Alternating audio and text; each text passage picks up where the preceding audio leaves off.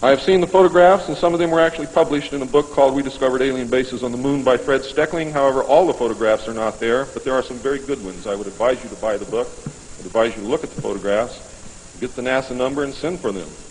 I doubt that you can still get them, but at one time you could. In 1969, a confrontation broke out between the human scientists and the aliens at the Dulce underground lab. The aliens took many of our scientists hostage. Delta forces were sent in to free them, but were no match against the alien weapons. 66 of our people were killed during this action. As a result, we withdrew from all joint projects for at least 2 years. A reconciliation eventually took place, and once again we began to interact. As far as I know, today we are interacting with the aliens. Hi, Dutch. This is Shakaya, and I've been watching your very informative videos about the phenomenon that we're seeing that arose July 1st in the Los Alamos area, when all of a sudden, out of the clear blue sky, a terrible fire on the ground. It was called, just a grass fire, except that it covered so many hundreds or thousands of acres, okay? And it was threatening Los Alamos itself. But then a few days ago, I ran into a YouTuber by the name of A Gift for You, and somehow he had filmed the emissions from some kind of outgassing that occurred immediately before the brush fire, the ground fire that covered so many acres. And I've got the link for that down below, okay? And if you look at the emissions, the plume coming from whatever it was very close to Los Alamos, you realize that that was an underground fire of some rather huge magnitude, okay? And the plume starts out white, then it goes gray, then it goes really, really black. And at the end of about a 2.5 minute video, the whole ground erupts. The whole ground has erupted in flame. Okay, well, the next thing I noticed, a friend of mine sent me the map of the DUMS underground enclaves of the Federales, the secret government. And if you look at the place where all that fire was, it's on top of, or in the place of, the space of, the underground enclave in the Los Alamos Dulce area, okay? And if you head straight west from that, you come out at 29 Palms, which is another military base, where you are finding more and more and more plumes. And so what I'm saying to you is, what this is beginning to look like is that there's trouble in the underground enclaves where the elites are going, and the trouble is major, major in New Mexico, but it has now migrated into California. It's now heading north in California, underground. Something's going on. That's what you're talking about, okay? And I just want to call your attention to the fact that all that trouble on the map is the underground enclaves of the shadow government. Just thought you might want to know that. So what we're seeing is probably a whole lot of panic right now. Yeah. God bless. I hope this doesn't cause general problems, but we got to watch it. Have a nice weekend.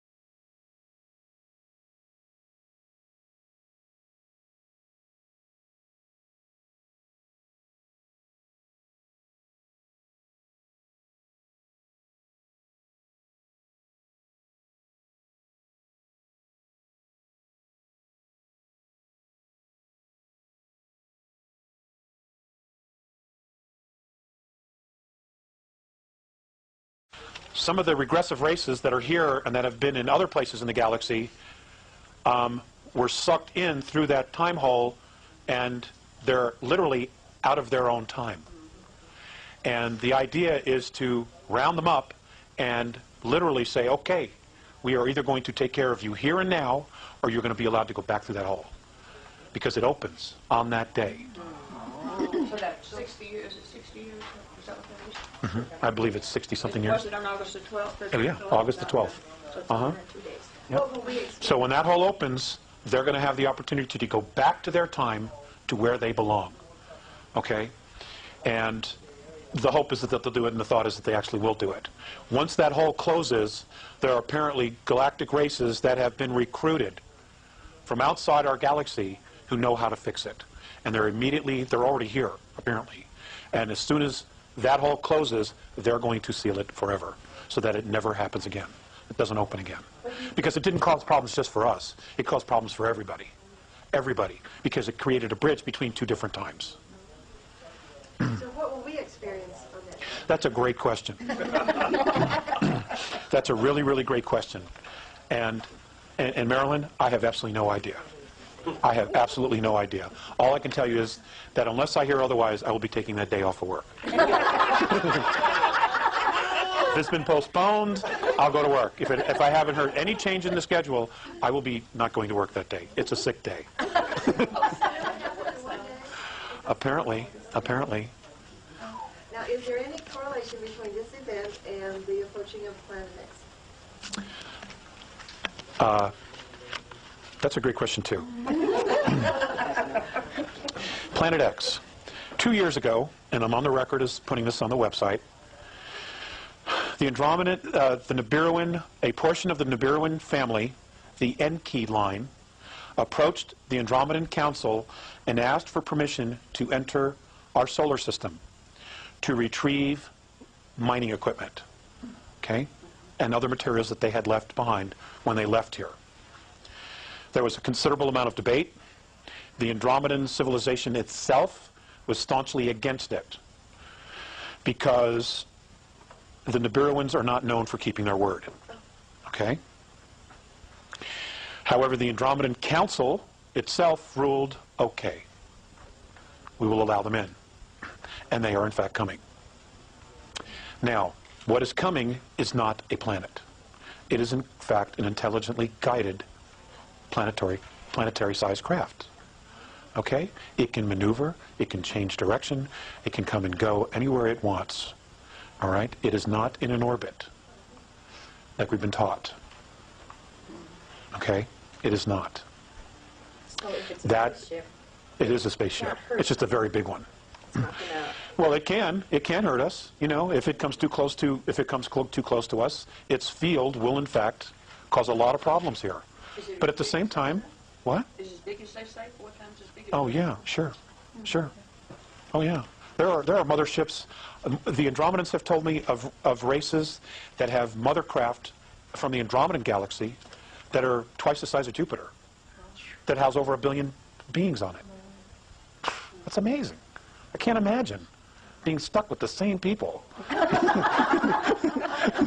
Well, let me just finish with the Nibiru thing, okay? So they're coming. What's going to happen? I have no idea. I can honestly tell you this, though. The Andromedans expect them to not keep their word, to just pick up their mining materials, okay? Much of that mining materials are in the rings of Saturn, for the record, okay? And Mikey, I know, will address that issue, because he's got some information he wants to share from his own sources, okay? So another question, a couple more questions, and then we're going to stop. The regressives? It's entirely up to you, Mike. It's your gig. You said the removal of all regressives. Regressives. And hybrids, etc. Yes, ma'am. Yes, ma'am. Now, let's talk. That's a great. You made me think of something that I hadn't put in there. Okay, now exactly what is a regressive? How do they know who is a regressive extraterrestrial or hybrid? Okay. The Andromedans monitor when they start, and they come in, send in their teams to start studying a planet, a race, for induction, for mentoring. What they do is they monitor their chains of thoughts. Okay? And it is by their chains of thoughts that they can tell who's evolved, who's regressive, who's benevolent, who's empathetic, etc., etc., etc., by the chains of thoughts. They have technology that literally, it's not like it's more than just a picture of a brainwave. Okay, it's like a photocopier. Okay, it literally, you take a brainwave and creates a picture of an intent and of a thought. And if they see a chain of thought that's very regressive, they're marked. And they know exactly. They know exactly where they are and who they are on this planet. They know exactly. There's regression. You know, and they're not the only ones. There are other races that are part of the council. You know, there's 38 different races in our solar system and just outside of it right now. Okay, and they're all sharing data.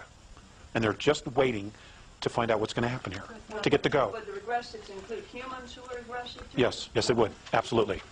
Uh-huh. That's not anything to do with the percentage reptilian or anything else. It's a lot of other things. Like It's a lot of other things. Like a Hitler would be But considered a regress. he would be considered aggressive, but is he a walk-in? If he's not a walk-in, he stays. We'll have to deal with him. If he's a walk-in, he's out of here. Okay, because he's not the soul. He is not the birth soul. Okay? Okay, we all clear on that? What's that? Many of them are walk-ins. You know? Many of them are walk-ins. Yeah. There is one family, and I've been told not to say because it would get me in a lot of trouble, but I'm going to tell you the circumstances. There is one family where the children are birthed of a line, okay, and when the child reaches 3 years of age, the exchange takes place. Yes. Now, this same family, okay, is basically used as a carrier. They're not the actual genetic lineage, but they have been propped up to be the genetic lineage. Wouldn't stop at a bee, would it? Do you follow what I'm saying? Okay? So they're not the actual lineage, but they've been assumed to be? They've been propped up to be the actual lineage because that's the lineage that this particular race has chosen to walk into. Been used for breeding purposes. Breeding purposes. Thank you. I just didn't want to come right out and say that. It gives me the creeps. Some of the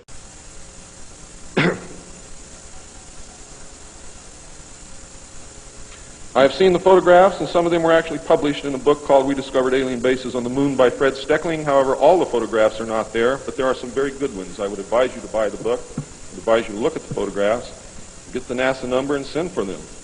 I doubt that you can still get them, but at one time you could. In 1969, a confrontation broke out between the human scientists and the aliens at the Dulce underground lab. The aliens took many of our scientists hostage. Delta forces were sent in to free them, but were no match against the alien weapons. 66 of our people were killed during this action. As a result, we withdrew from all joint projects for at least 2 years. A reconciliation eventually took place, and once again we began to interact. As far as I know, today we are interacting with the aliens.